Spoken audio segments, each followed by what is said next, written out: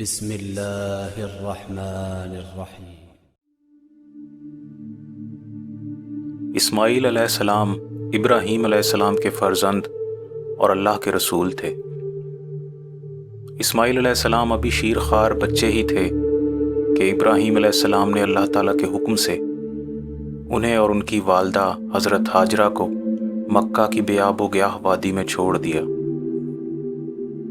اس وقت مکہ میں آبادی کا نام و نشان تک نہ تھا۔ ابراہیم علیہ السلام نے انہیں ایک درخت کے نیچے بٹھا دیا، تھوڑی سی کھجوریں اور ایک مشکیزہ پانی پاس رکھ دیا۔ جب ابراہیم علیہ السلام انہیں وہاں چھوڑ کر جانے لگے تو حضرت ہاجرہ ان کے پیچھے چل پڑیں اور کہنے لگیں،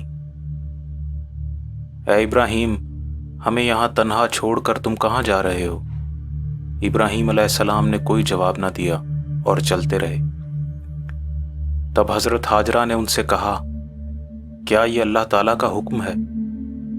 ابراہیم علیہ السلام نے جواب دیا، ہاں، یہ اللہ کا حکم ہے۔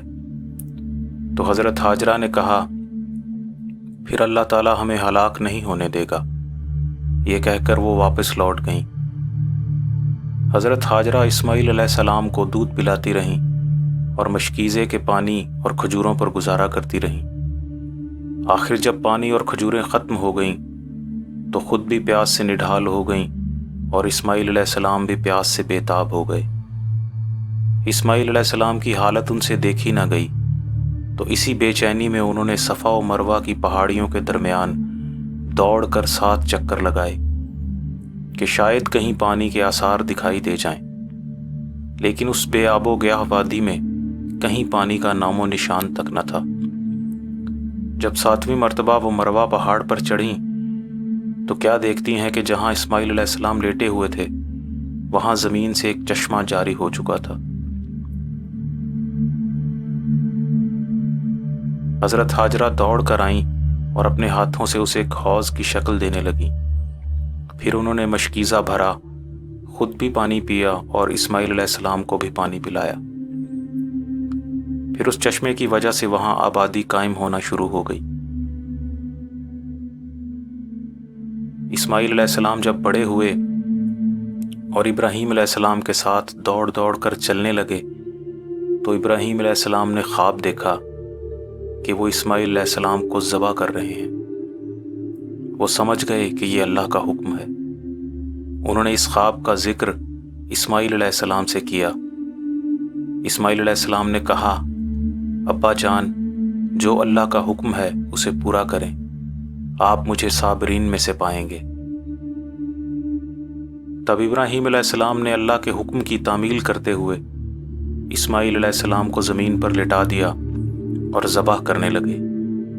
اس وقت اللہ نے آواز دی، اے ابراہیم، تم نے خواب کو سچ کر دکھایا، یہ بہت بڑی آزمائش تھی جس میں تم کامیاب ہو گئے۔ جب اسماعیل علیہ السلام جوان ہوئے تو انہوں نے قبیلہ جرہم کی ایک لڑکی سے شادی کی۔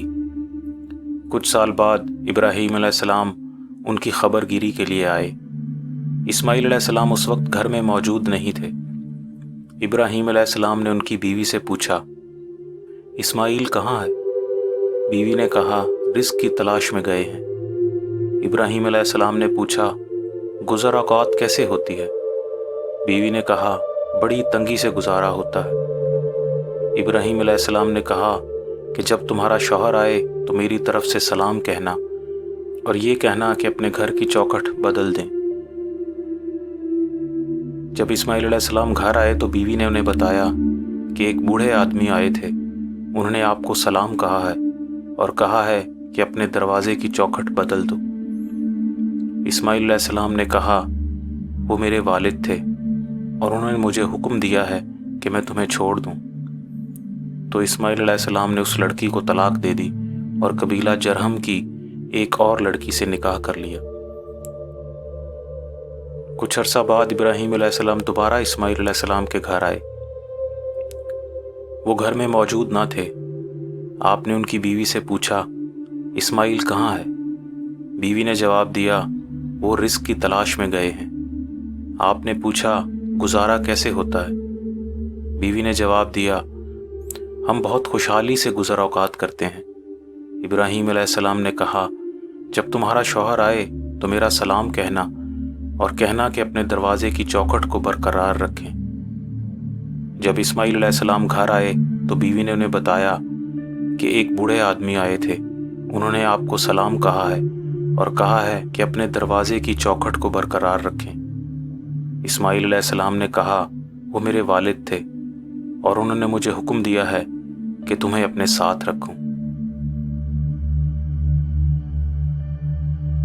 اسماعیل علیہ السلام کے ہاں 12 لڑکے پیدا ہوئے۔ 130 سال کی عمر میں ان کا انتقال ہوا۔ انتقال کے وقت اسماعیل علیہ السلام نے اپنے بھائی اسحاق علیہ السلام کو وصیت کی کہ مجھے حجر کے مقام پر میری والدہ کے پاس دفن کرنا۔